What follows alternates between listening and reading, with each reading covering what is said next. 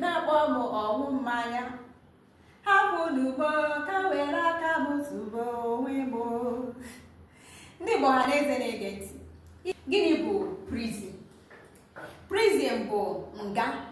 Ndị Igbo kwenye na prison bụ nga. Prison bụ nga, ịkpọ ya nga, ịkpọ ya ma ịkpọ ya ụlọ nga, ma prison bụ ịtụ mmadụ nga, ya bụ prison. Gịnị bụ cell? Cell bụ mkpọrọ. Ndị Igbo kpọrọ cell mkpọrọ. Ị nwere ike ịkpịa ụlọ mkpọrọ ma mkpọrọ, ya bụ cell. Kawa ahụ mata ndịiche dị na ha na-abụ. Cell bụ ụlọ mkpọrọ, prison bụ ụlọ nga. Kawa ahụ kịta ịmatara ya, kịta o doro gị anya, ka ihe were ịgwa m. Biko kawa ahụ tụsa n'ozi ya.